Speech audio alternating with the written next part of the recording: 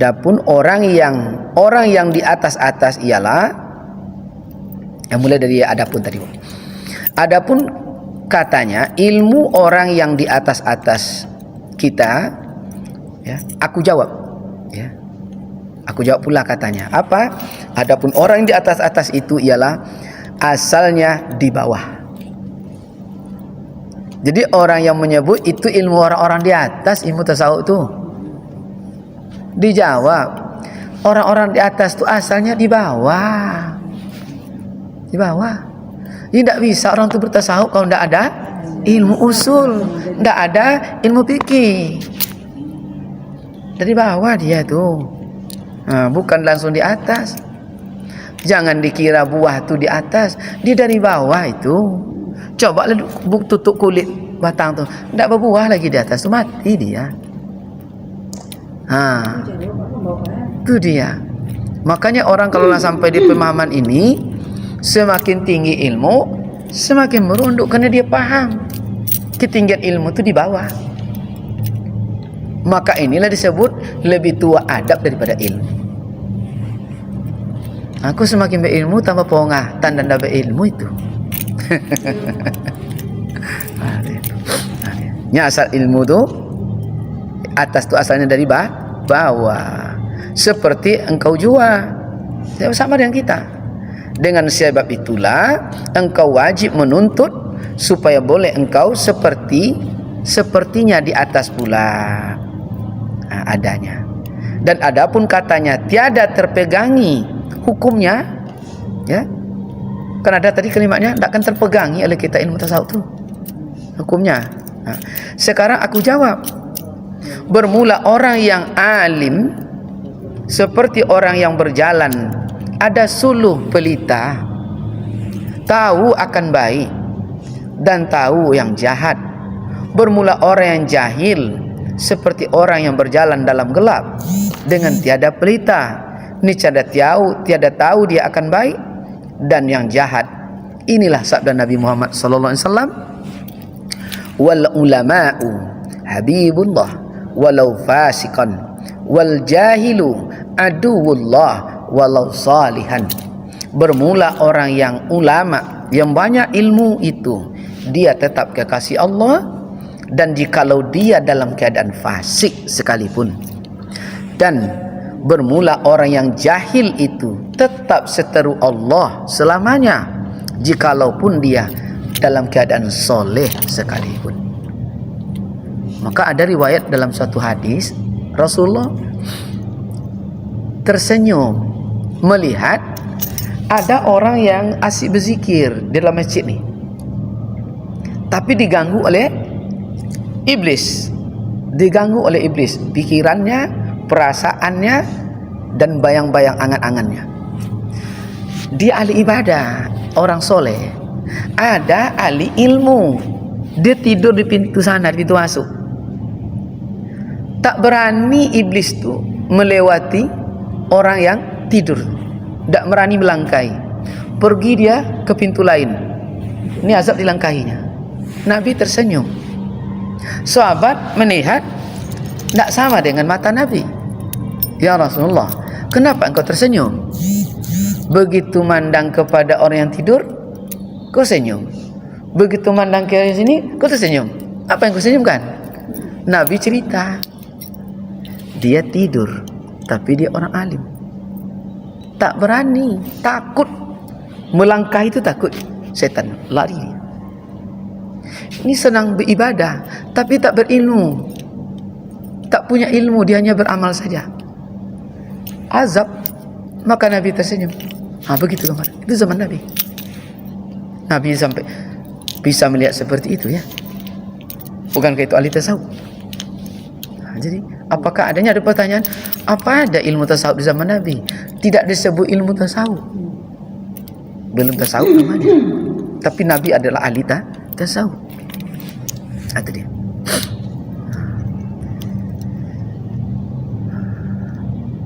Itu bedanya, ya. Ulama habibullah, tetap kekasih Allah. Orang yang banyak ilmu tu berarti ilmu usul din, ilmu fikih, tasawuf, itu disebut banyak ilmu. maka dia tetap kekasih Allah walaupun dia dalam keadaan fasik, dalam berbuat kebaikan. Tapi walaupun dia soleh, sedang berbuat ibadah, tapi jahil, tak punya ilmu yang banyak tadi, tetap dia aduwullah dalam hadis tadi. Aduwullah walau soleh. Allah karim. Apa contohnya tuh Ustaz? Orang soleh itu tapi tidak berilmu itu gimana? Yang tadilah, yang solat tetap solat, yang dendam tetap jalan, baca Al-Quran tetap baca Al-Quran, yang kawan dia pacitong juga, wirid tetap wirid, pulang wirid macitong kawan juga.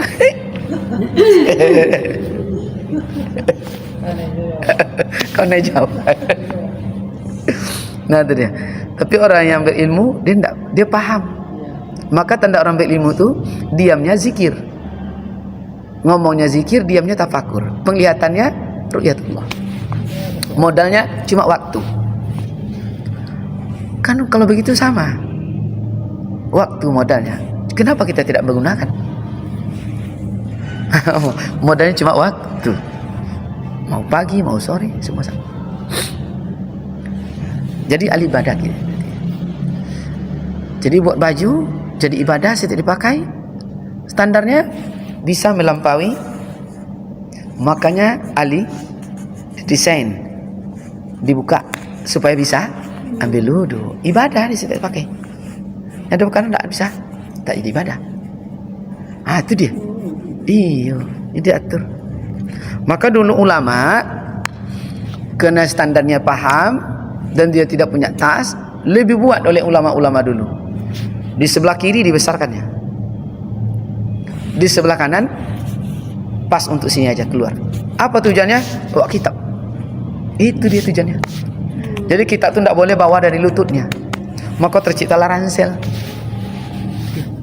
Kotas sejajar dia kunciritnya dalam Al-Quran, Surah Yasin. Adab kena. Maka belajar Al-Quran wajib di atas lutut. Ulama, orang yang berilmu yang paham. Kini anak-anak ngaji, dia Al-Quran di bawah, mana kan dapat berkahnya? Maka jadi fasik. Ya, berfasik dia. Siap baca Al-Quran, ceritakan orang dia lagi. Jadi fasik. Rugi. Lah bersih-bersih, disiramnya ikan ciam ya. Kan rugi. Bersihkanlah. Rugi. Itu masih bercampur-campur ya, hak dan batil. Rugi. Kalau bercampur itu tidak, surga itu bersih dan lagi suci. Tentu tidak bisa masuk. Yang bercampur-campur, bau cilik kucing tidak bisa masuk. Tidak bisa masuk. Harus bersih. Bersih dan suci ya. Bersih lagi suci. Dan bermula orang alim itu apabila memperbuat jalan maksiat, hukumnya fasik. Fasik. Kenapa? Karena dia tahu bahwa dia sedang berbuat tidak baik, maka disebut orang fasik. Bermula orang yang jahil apabila dia memperbuat jalan maksiat, dia jatuh kepada kafir. Dia tidak tahu bahwa dia sedang berbuat jahat, tidak tahu sedang berbuat maksiat. Kenapa? Karena tidak punya ilmu, maka langsung dihukum kafir. Itu bedanya. Kafir dia langsung. Karena jahilnya sabda Nabi Muhammad SAW, bermula orang yang alim itu jauh daripada kafir, terlebih jauh daripada antara maghrib dan masyrik. Langsung dia kafir. Dan bermula orang yang jahil terlebih hampir kepada kafir daripada mata hitam kepada mata putih. Langsung berdekatan. Itu bedanya. Jadi tidak, maka dihukum fasik dia. Tidak langsung kafir. Tapi kalau orang yang jahil tidak punya ilmu, berbuat maksiat, langsung otomatis kafirnya. Bagaimana dekatnya dia dengan kafir itu langsung? Antara mata putih dan hitam. Tak bisa pisahkan. Otomatis. Maka dibuat di kajian fikih, man taraka, siapa meninggalkan solat. Kan gitu. Apa perbedaan baina mukmin dan kafir? Salat. Perbedaan kafir dan mukmin salat. langsung dia kafir. Tapi kalau dia berilmu, tidak, masih dihukum fasik. Nah, dia ada ilmunya. Dan sabda lagi Nabi Muhammad sallallahu alaihi wasallam, bermula orang buta di dalam dunia, niscaya buta di dalam akhirat. Dan bermula orang yang melihat di dalam dunia, niscaya dia melihat di dalam akhirat. A'mal di dunia wa a'mal di akhirat. Siapa buta di dunia, dia buta juga di akhirat. Siapa ada surga di dunia, ada surga di akhirat. Tidak ada surga di dunia, di akhirat tidak juga dapat surga. Beruntun. Di dunia tidak dapat. Kan nampak kali rugi, Bu. Di dunia kita miskin, miskin harta, miskin pula ilmu, rugi. Minimal di dunia miskin harta, tapi kaya ilmu, masih dapatlah di akhirat. Ini malang kali nasib kita ya, kadang-kadang ya. Udah jelek, hitam ya. Miskin pula, abansik pula. Ilmu taklah ada, ya Allah. Lengkap sudahlah. Kenapa? Kerana tak memahami kodrat hidup. Allah udah beri potensi yang sama. Itulah agar Allah tidak disalahkan. Jadi Bu, pasti ngomong batinnya, Bu. Pasti ngomong. Ilmu ya. Dan adapun yang ditegah oleh setengah ulama mengaji ilmu tasawuf, orang yang belum seperti akalnya, kan ada lagi tuh, kan ada lagi yang seperti, kan tadi pertama tidak perlulah ngaji-ngaji itu gitu dia melarang kan. Ada lagi itu ilmu orang di atas kan, itu. Ada lagi nih, tidak perlu mengaji ilmu tasawuf. Itu tidak masuk akal kan, itulah kajiannya. Itu maksudnya Bu, itu kajian tidak masuk akal ya. Seperti budak-budak yang tiada sampai akalnya mempahamkan akan dia, jadi dibuatnya main-main. Intinya dikatanya tai kambing lah gitu. Sampai tai kambing lah ilmu tasawuf itu ya. Dan jadi apa namanya, bersandar, jadi apa namanya, cari candaan tuh Bu. Bersandaan kepada Allah Ta'ala ya.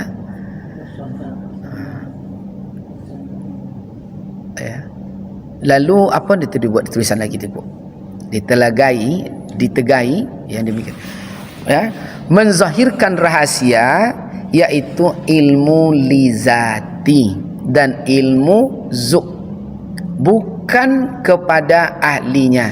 Inilah ilmu yang ditegahkan oleh ulama. Dan lagi sabda Nabi Muhammad sallallahu alaihi wasallam, was-syari'atu bila hakikatil atilah wal hakikatu bila syari'atul batilah. Bermula ya menuntut ilmu syariat dengan tiada ilmu hakikat, dia hampa. Dan bermula ilmu hakikat dengan tiada ilmu syariat, dia batil dan sia-sia. Maka tidak boleh dipisahkan ilmu tasawuf, fikih dan usul. Tak bisa dipisahkan. Beramal bersyariat saja tidak berhakikat. Siapa beramal di level syariat saja tidak berilmu hakikat, hampa, tak dapat rasanya, tak dapat hikmahnya.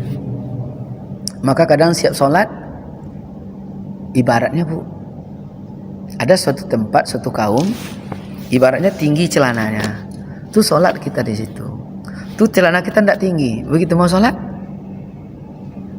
tu nampak kita tidak sama dengan dia, tu tidak mau dia. Iya. Kan sia-sia Bu. Apakah seperti itu? Wanita juga. Kan rugi. Putus silaturahmi. Di mana salahnya? Tasawuf, tidak ada rasa. Padahal Nabi saja lewat, batu saja ucap salam. Jangankan manusia, dijawab Nabi waalaikumsalam. Ini sesama manusia, lari dia. Lebih keras dari batu. Bukankah di tengah batu gunung yang tajam dan cadas itu, ternyata di celah-celah batu itu ada sumber mata air, sumber kehidupan buat manusia. Apakah hati manusia lebih keras dari batu? Batu saja masih mengalirkan air kesejukan. Tapi yang tidak bertasawuf, dia lebih keras dari batu. hampa. Tak berpengaruh amal ibadah kepada jiwanya. Rugi ya. Ya, cukup sampai situ dulu Bunda. Masuklah lagi kami ya. Ya. Berarti besok masuk lagi martabat orang yang solat lagi ya. Rabu lagi ya. Rabu lagi ya. Kita turut namanya. Kita tutup dengan hamdalah. Alhamdulillahirabbil alamin. Assalamualaikum warahmatullahi wabarakatuh.